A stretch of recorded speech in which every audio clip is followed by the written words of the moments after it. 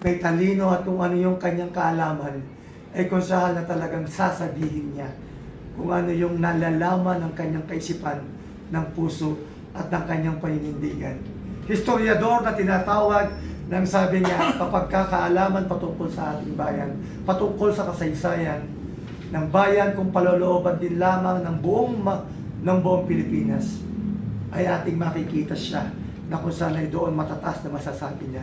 Isang konsehal din na ako ay nabagsakan ng kanyang mga kamay, na kung saan hindi ako nagdamdam at hindi ako nagalit doon, sapagkat natutunan at nakita ko rin sa kanya na siya ay may pagpapahalaga sa oras, na siya ay may pagpapahalaga sa tinatawag natin na pagiging isang ano ba yun?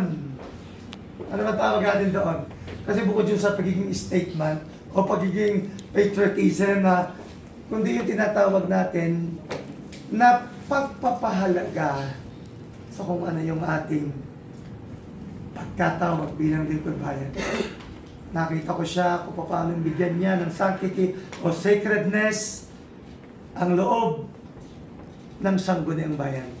Kaya, Jose Regan, saludo ko sa iyo na ikaw ay napanatili mo yung ganong tinatawag na passion at yung tinatawag natin na iyong paniniwala at katotohanan patungkol kung saan na ba talaga ang tunay na lingkod bayan.